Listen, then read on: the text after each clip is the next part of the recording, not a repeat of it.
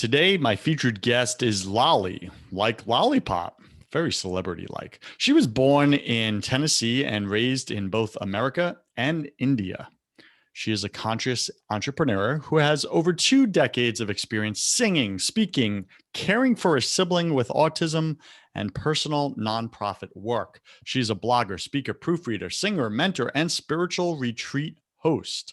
You can read her blog at lollyjean.com and follow her on Instagram at lollyjeans. Lolly Jeans. Okay, so again, she's going by one name, Lali. Her middle name is Jean. That's where we get that from. You can find her at lollyjean.com. Lali, welcome to Broken Catholic. Go ahead and fill in some of the gaps in that intro, would you? Thank you so much for having me today, Joseph. I'm excited to be here. And I don't think there were any gaps. I mean, I'm a mom to two adorable children. Maybe that's a gap. That's a Um, gap. my son is 11 and a half, wishes he was older. And my daughter is 13. And then I have a cat who's 3 and a half and a kitten who's 5 months. Mm. Well, and they have a dog. I'm not, whatever. The dog's there in the house. Got it. Got it.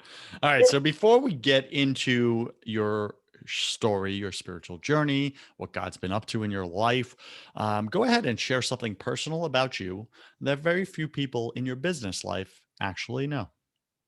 I used to be a corrections officer at a jail. Yeah. And we were at that time, I think only one of four facilities in the US. I may have that wrong, but that's what I remember years ago, 20 years ago, that did a dorm style. And so when you walk in, there are 48 to 60 inmates, and they used to just stare and talk amongst themselves loud enough that I could hear, and they'd say, "I think she's Saddam Hussein's niece. I heard that she's so don't mess with her." And my last name was Yeshudas, but the way it looks, my maiden name, it's Jesudas. And so they would say, "I think her name is Justice, so you don't want to mess with her."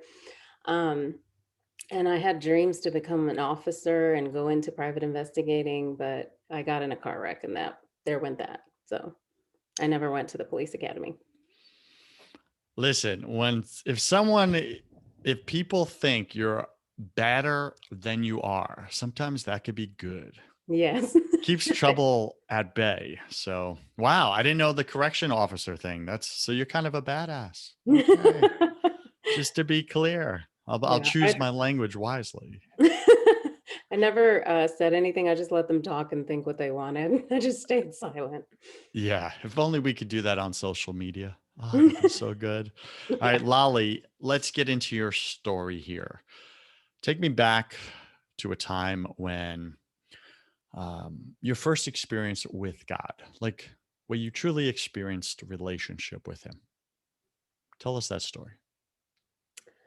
Well, I was raised in a home by two very flawed people, but who were believers in grace and faith and forgiveness. And so I saw miracles from a very young age. My dad came to the States saying he was going to need 40 grand to buy property in India to start an English school. He really wanted people to be educated and to know God's love. And so people were like, David, it doesn't work that way. You don't have any connections in the States. You just, you're talking out of ignorance. And he said, no, I know the God whom I serve. And he came here and fasted for 22 days and collected an offering with 40 grand in the 70s. And he went back and bought the land. And so I didn't just hear of a distant God. I saw two very flawed people, but I also saw that God's work is done when we open up. God is the ultimate gentleman. And so he never forces anything. And a sentence that I usually say is the beauty of love is choice. And the choice is mine to believe and to have no ceiling on my belief. And that has just really opened up my relationship with God. So I knew 12 scriptures at the age of 3. And my dad used to just say the reference and I would just quote it. And so I grew up with a strong faith, like from as early as I can remember. Mm. BC Nation, is that how you see God, as the ultimate gentleman? He doesn't force anything on his children. Yeah. What a great way to look at him. The ultimate gentleman. People ask, why is there evil in the world if there's a good God? Well, because he lets his children be reckless sometimes. The ultimate gentleman. We cause the evil in the world, not God. It's our turning away from him, right? So, all right. So you grow up that way. You got these 5 Bible verses memorized. Um, what happens next? What happens in your teen years? At 12, I'm not sure what happened, but I came home one night from a religious service and I just in my room was like, God, you know what? I think you've always been God, but I haven't made you mine. Like, I haven't said, I fully invite you into every area of my life. I haven't said that I choose you. The beauty of love is choice, and I want to choose you today. And so that night, I just sat on my bed and cried and just said, I don't remember what led me to that, but I just said, God, here's every area. Like, I know you don't control. I know you give me free will and choice, and I am choosing you today. And I am ready for whatever this journey I'm in. Got it. When did you see God come and actively participate in your personal life after that? Well, there are a lot of stories, but I immediately think of my sister. She has autism and severe developmental delays, and we are almost a year apart. She's Mm. older than me. And I remember we've shared a room, my whole life until I left home. And so I remember begging God to make her typical. I was so tired of adults making fun of her. I was more understanding of kids who made fun of her, and I'd explain, I know this is different and weird. She makes noises and she doesn't understand personal space. But when adults did it, it hurt me so much because I think my expectations were higher for adults. And so I remember saying, God, why would you do this? Like, this is so unfair. And she cries anytime I cry. Like, I'd sit in my bed and talk to her for hours. And if I was crying, I'd look over and she had tears rolling down her face. But when she got angry, she'd be screaming, crying. So she was just silent with tears rolling down her face. And I could feel her love, but she could never talk to me. She has her own language, it's just gibberish. And so at some point, I remember just being asked, how would you know to love all people if you didn't have Leela? How would you know to be as understanding as you are with anyone you see? I mean, I go running to strangers. When we went to Chick-fil-A once recently, there was a woman with a boy that looked about 19 or 20. And he was just saying, I want to go. I want to go. I want my food. I want my food. I want to go. And a little louder. And they're in the line at Chick-fil-A. And she was like, if you don't stop, we are leaving. And I walked over to her and I said, please do not have him adjust. We can adjust. We, the world, who claim to be so understanding and so educated and so progressive, we can understand him. We can allow him space in our world. He's just fine. Please do not leave. He will get his Chick-fil-A today, won't he? And she just looked at me and tears came to her eyes and she goes, thank you so much for saying that we can adjust. And I said, why do we expect people who are not typical to be confined to behave in a way that we have confined others? That's not love. And she cried and just thanked me so much. I would not have known to do that, Joseph, if I didn't have Leela, if I didn't grow up with Leela. And God just showed me even the painful things I am using for a greater purpose that you can't see right now. And it's okay that it's shitty. It's okay that I don't like it. It's okay that I don't understand it. It's okay to say all those things because I did grow up being told I couldn't say those things. And I came to a realization that, oh, Humans have an issue with that, but not the divine. The divine never places any of that on me. I am fully known and fully loved and fully free to be me. Because when the divine looks at me, I'm a child, and a child can behave how a child wants with its parent, with its loving parent. Wow. So God creates the space for us to just be wild little hellion children sometimes, causing a ruckus in the Chick-fil-A line of our lives. For sure. I really get that. And you know what I think is beautiful about that Chick-fil-A story is that we have no idea what that mom has gone through over the past 5 or 10 years with that kid, with that boy. Maybe he has ADHD or some other thing, and doctors have prescribed drugs or whatever, right? And she's been doing her best not to put him on drugs, um, Yes. but to really just take the brunt of it. And there she is in public, really saying that. Maybe not like if nobody else was there, she might not have been saying that. But because of the social norm around her and have to look good or avoid looking bad with your son in line, to your point, yeah, sometimes we put so much pressure on our children. Yeah, And we, people were staring at her, adults. I mean, I'm yeah, okay with kids staring, but so many adults turned and were staring at her with an unpleasant look on their faces. And I thought, you know what? I'm going to walk up to her and just say, "You're fine. You're good." there you go. So you created space for her, safe space. I love it. Great. All right.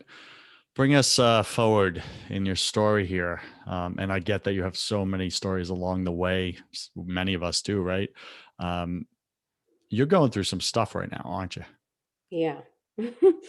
What is God allowing in your life right now? Well, I met uh, a little punk boy at 13. We're the same age. And at 18, we became best friends. And at 27, he came to me saying, "For the last 2 weeks, I've had dreams of you. I've been praying the prayer of Jabez. And when I do, I go to sleep and God is saying, 'You're the one for me.'" And I pulled out my journal and said, "6 months ago, I had a dream that we would be together." And he said, "What the hell? You could have told me this 6 months ago." And I said, "I'm okay with women. I'm okay with women approaching men and all of that. For me personally, the verse from Proverbs that says, 'A man that finds a wife finds a good thing and gets favor from God,' really stood out to me personally that I should just wait." It was a dream to let me stay confident in what God was telling me, but I didn't need to go make anything happen. And he started crying, and 4 days later proposed, and 6 months later we got married. And no one from his family attended the wedding because if you've seen the movie The Notebook, then I'm the guy from the wrong side of the tracks in their eyes. And so they just did not support him. And he um, stood and said, "Well, this is the one I'm marrying. This is the one for me." And so we went through a really difficult time losing community, especially as an Easterner. We're both from India. Our parents are both from Kerala, from the South.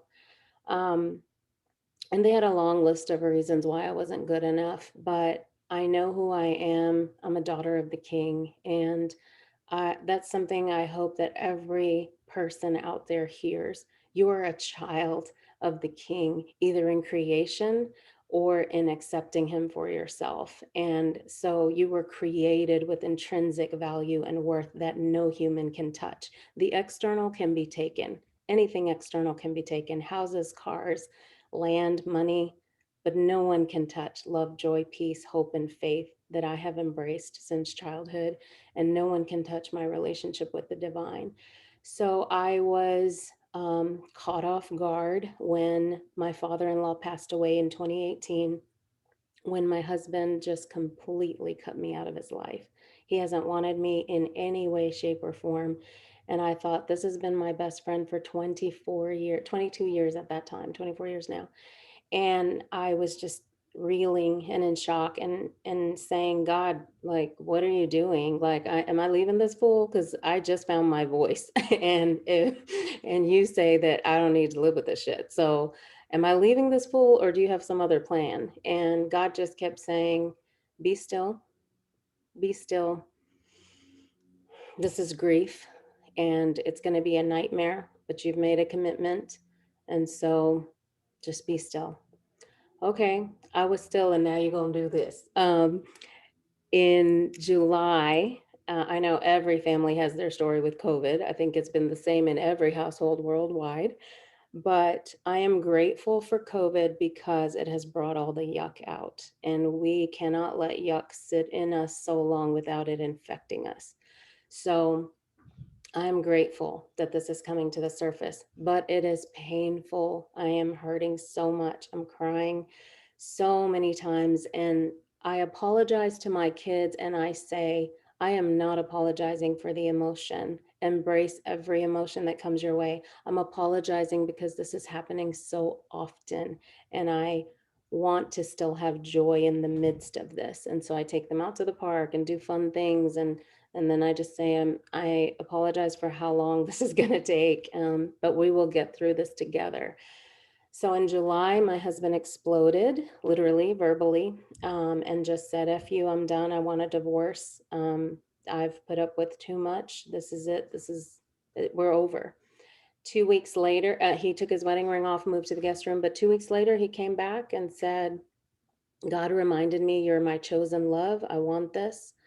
And, I asked him, please go to counseling. I have a long list of flaws, but I cannot carry another human. I have to carry myself. And so if you will please get professional help to work through childhood things and everything we've been told to push and stuff and keep hidden, I want all of that out. Like, let's just get it all out because God is big enough to handle everything. And so he said yes, but then never went. And so October 7th, I took the kids into bed, came out, and he said, that's it, I'm moving forward with divorce. So he's filed for divorce, took his wedding ring off again, moved to the guest room. And I am just asking God, what do you want me to do? Like, I'm not going to go uncontested. So I got my own lawyer. So we're in the middle of the divorce proceedings, but we're all in the same house. And so I'm just continuing to pray. If he were to say he wants to stop all proceedings and get professional help, then I would be 100% in for that. But people intend well and they say, hang in there and hold on. And I say, I let go a long time ago because I am held by the divine. I don't need to hold on. I don't need to hang into whatever we're supposed to be hanging into out there. I am held and I feel held by Yeshu. And I feel held by the divine because he promised never to leave, never to abandon me. I can be divorced by a human, but I will never be discarded by the divine. And that is true for every human. God can come as father, as mother, as friend, as sibling, whatever we need in the moment because he's limitless. BC Nation, what are you feeling right now as you're hearing Lali open her heart to you, to me? She's sharing transparent pain, suffering. She's in it. She's in a storm right now. You know what it feels like to be in a storm. Maybe you're in your own storm right now. Do you see her courage to come on an international radio show worldwide and air, Lolly, excuse the term, air her mess? We all have messes in our lives, in our relationships, broken relationships in our families. This is why I do the coaching I do. And it takes courage. It takes something to not try to look good and just to show up without a mask that society tells you to keep on at all cost so you don't get canceled in the cancel culture. But keep that mask on. It takes courage to take it off and just say, this is me. I'm hurting. I'm human. I'm helpless. That's why I'm relying on my God. It's his strength that's getting me through right now. So Lali, how are you keeping it all together? Like break this down for us, okay? Because there's someone listening right now that's like, I wish I had Lali's strength right now in my situation. I wish I had Lali's certainty in God's love and protection in my circumstances right now. How are you able to just show up with that grace and thankfulness? God says, be thankful to him in all circumstances, the good and the bad. How are you doing it? And how does my listener do it? For me, I had to embrace both and. I think our world, even the religious circles, are pushing either or, but I don't see that with God. Pain and peace coexist. Fear and faith coexist. Grief and gratitude coexist. Hell and hope coexist. I'm living in hell right now, but I have hope because of what's within me. And I created a space in my closet where I have a picture of the beach. I run in there and focus on the picture of the beach and take 3 deep breaths. And I inhale everything good. And when I exhale, I say, God, I'm giving you what I can't carry. And I trust you to take it. Like, this shit is too much for me. And I'm giving this to you. And I have encouraged my children, just to do whatever helps them, just taking deep breaths help you, angry drawing, journaling, punching your pillow, screaming into your pillow, running outside, going for a walk. I believe in very tangible expressions of the divine. And so, however, it will help you to release anxiety and fear that continues to come, take those small steps. The smallest step could be getting out of bed. Just if I get out of bed and walk to the sink and wash my face, that's victory for that day. If I get up and open the curtains that I haven't touched in 6 months, that's victory for the day because I let a little light in. And just 2 weeks ago, I asked my kids, I know you feel the tension in the home, and can you imagine a dark tunnel? And they said yes. And I said, does it feel like there's no light? And they said yes. And I said, but is there a light at the very end of the tunnel? And from that great light, because God is light, do you see a little light at your feet where you are in the middle of the darkness? And they said, very little. And I asked my daughter, well, what kind of light do you see? And she said, the moonlight. And I said, oh my goodness, that's a reflection of the sun. That's so comforting to me. And my son said, I see fire. I said, fire warms us when we're cold.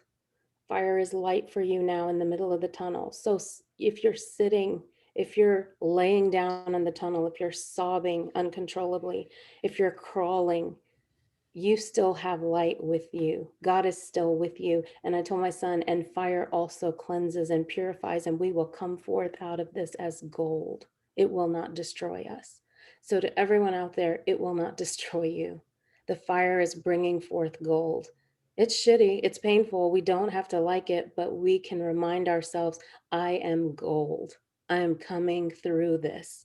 It is all right that I am crumpled up in a mess in the fetal position. It is okay. Get it out. Get whatever emotions are there out because the divine can hold you. He can hold all of that Mm. and I everything coexist. I get that. It does coexist. I think a mistake we make, BC Nation, Lali is bringing to our attention here. Many of us vent when we're going through tragedy, we're going through grief, we're going through suffering, we're going through hardship. We, our humanity wants to vent horizontally. We vent to others, we vent to the world, we look for answers horizontally. God calls us to vent vertically, to look up to him, to dump all our stuff on him. He wants it. He's strong enough to take it. We're not. The world cannot bear the load that you're carrying. And the world will not give you answers or solutions. The world will give you more problems and more vices, maybe to escape your reality temporarily. But after you come down off the high, it's still right there. And it may be worse. So Lali's saying vent vertically. dump it all to God. And she's teaching her kids to do the same, which I think is just a beautiful way of doing it. I wish my parents had done that when they went through their divorce. And myself and my siblings, um, we didn't know where to bring our trauma, our pain.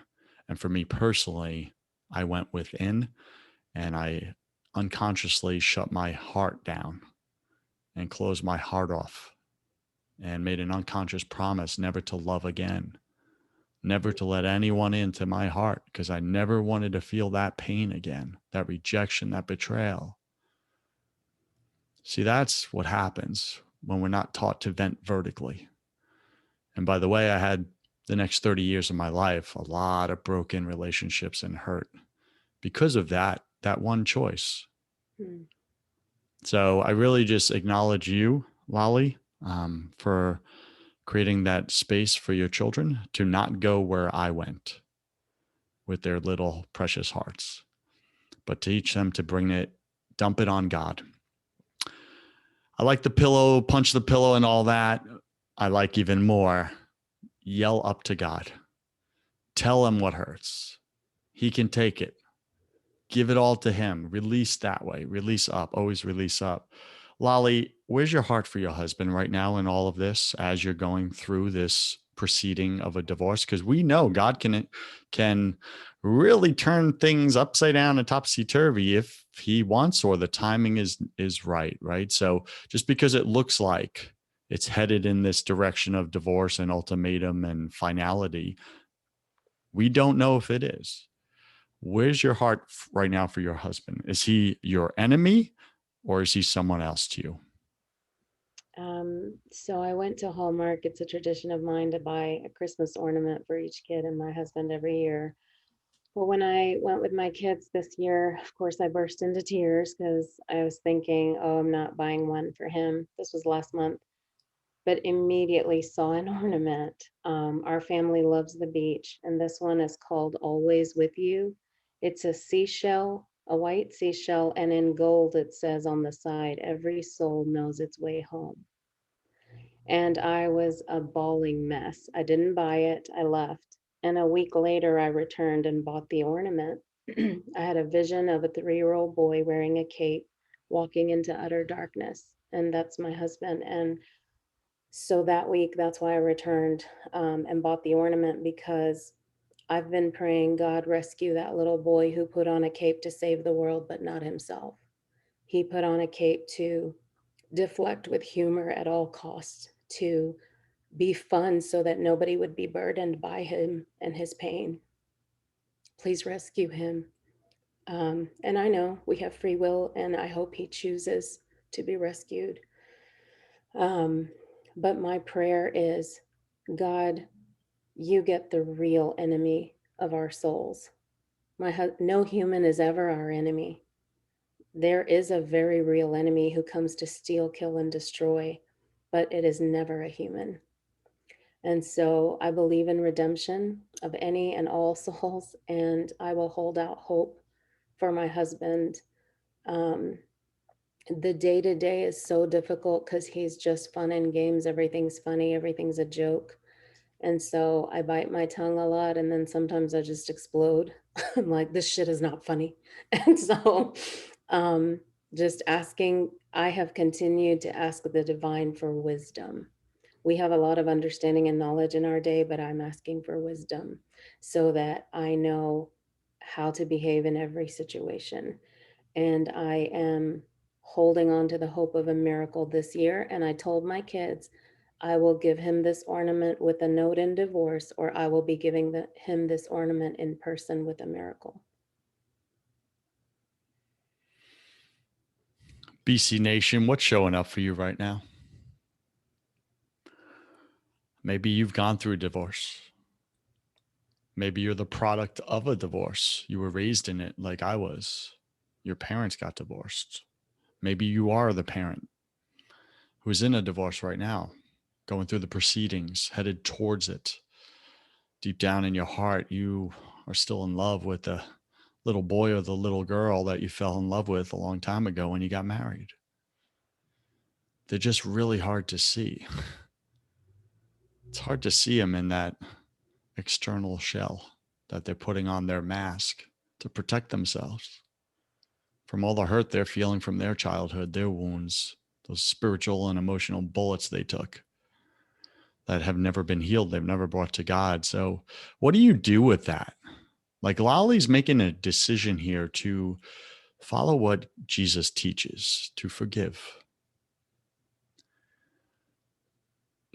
her husband, and to hold out in hope that she's going to get him back. But also to be prudent and wise, not to be a doormat, but to really hold that space of inviting him home. Would you be willing to do that for that person in your life? Are you willing? It's exactly what Jesus did for you, you prodigal son, you prodigal daughter. He forgave, he redeemed, he welcomed you back into the Father's house. Would you not be willing to do the same for that person that you look at and see the enemy? He says, love your enemy. That's what love looks like. It looks like forgiveness. It looks like putting your pride to death. Ouch. It's hanging your ego on the cross next to Jesus, dying to self. It's not a physical death. It's a death to self, to pride.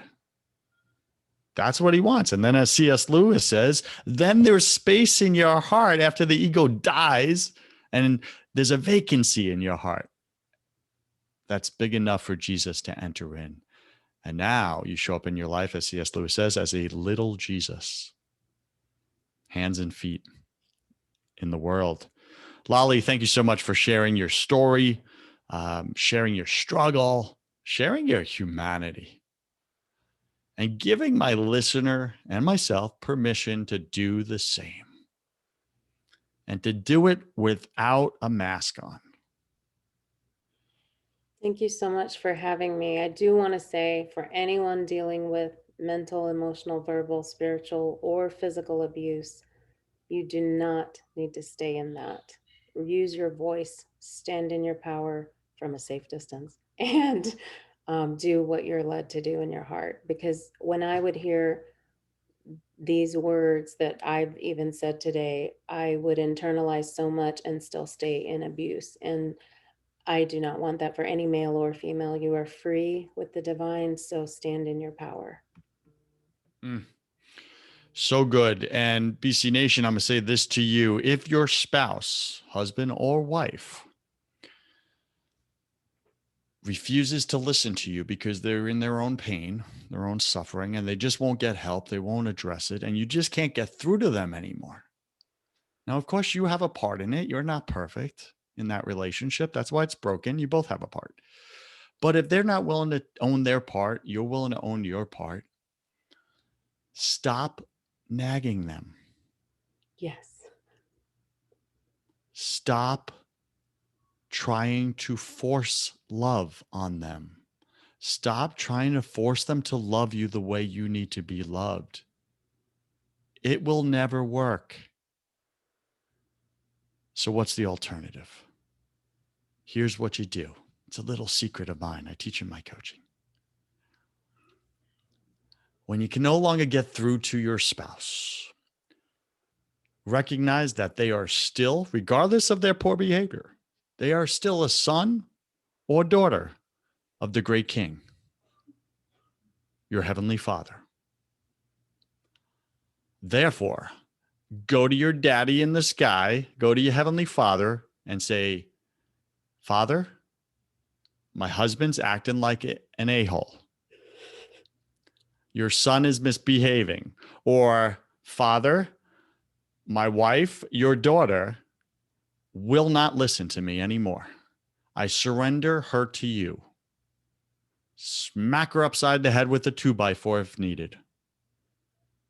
She's now your problem, not mine. I surrender the whole situation. I surrender the whole divorce proceedings. I surrender the whole addiction. I surrender it all to you. I'm not going to control it anymore or even try. I'm not going to nag them anymore. Not anymore. Father, they're your child. Your turn. In the name of Jesus, I surrender it all. And then do not go back and nag them. Just wait on the Lord. He's waiting for you to surrender your spouse to him. I promise you, I see miracles constantly with my clients when they do this.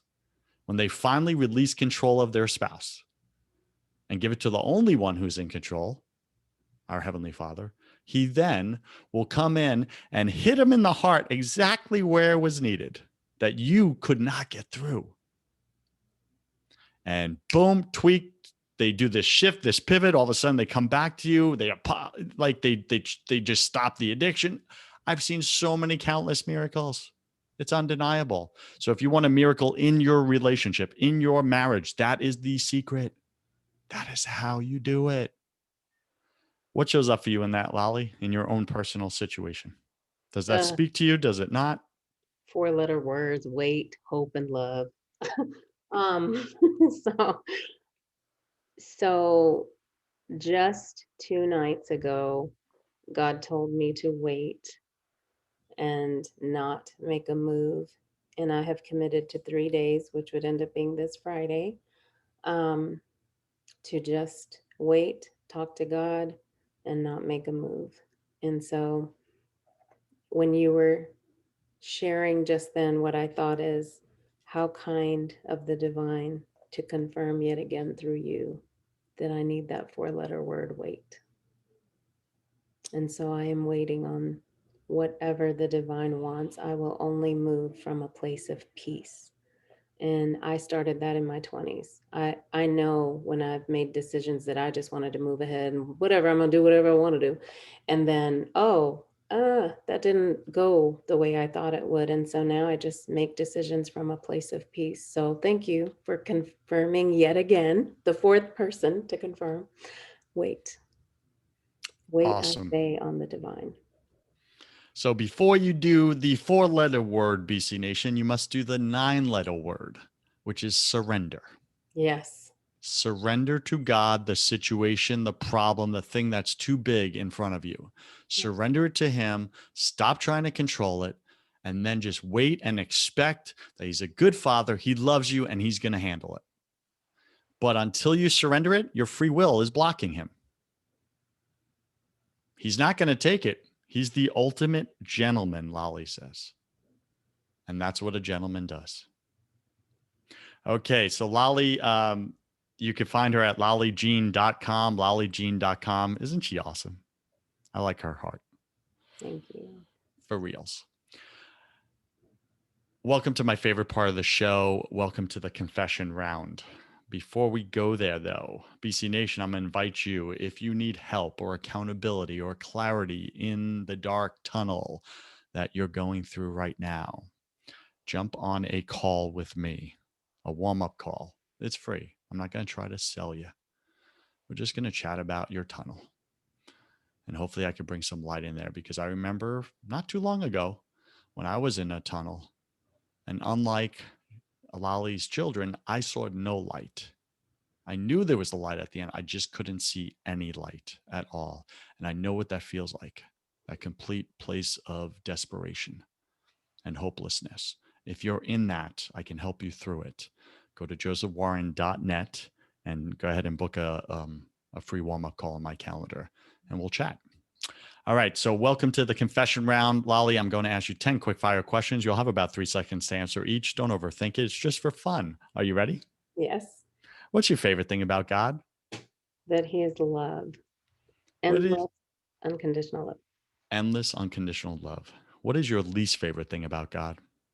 Oh, the silence. Why do I feel like you're not saying anything right now? What are you most afraid of? Snakes.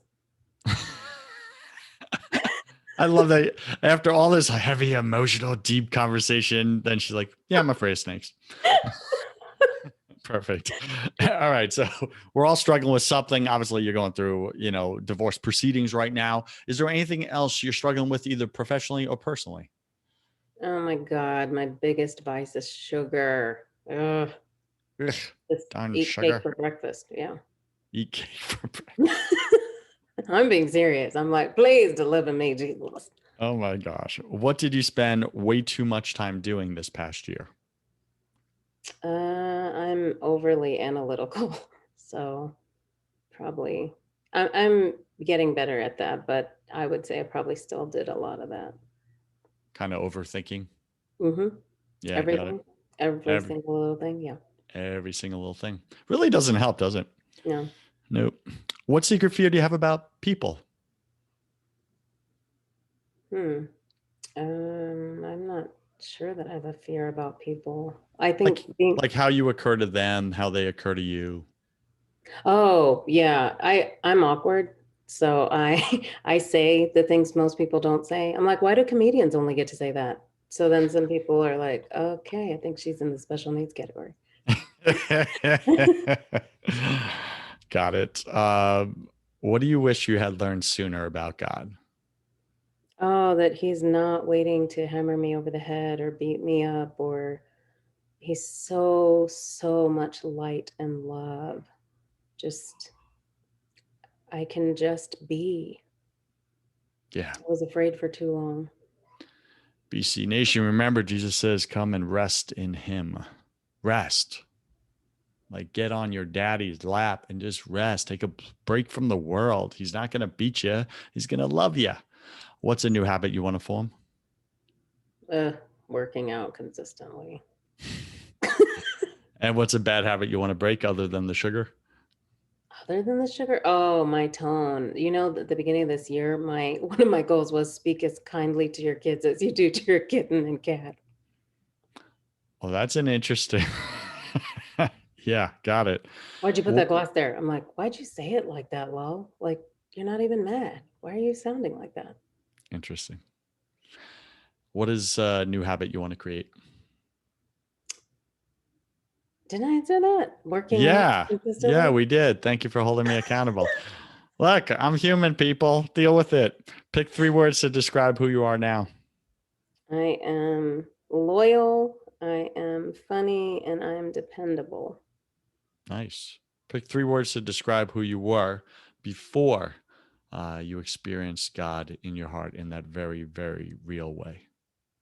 Scaredy cat, very nervous, very skittish, and fearful of relationships in general because I was afraid of God, so I was afraid of people. Makes sense. And last question, if you could come back to life after you died, look your family, your friends, your husband, your children in the eye, and give them only one piece of advice about everything, what would you say to them? Be free. Just be you, be free. Any final wisdom? What's the one thing you want my listener to know about going deeper in relationship with God and deeper in the relationship with others versus not? There are no rules. The beauty of love is choice. And if you are in your heart, the work of the divine has always been in the heart. We have made it about the brain. We prize the brain, but the beauty of love is choice. So choose well. We choose life or death. We choose good or evil. We choose everything. The beauty of love is choice. The beauty of love is choice, BC Nation. What's the best way for my listener to get in touch with you, Lali? So Lali is Lali, JeanJean.com, and there's a contact section.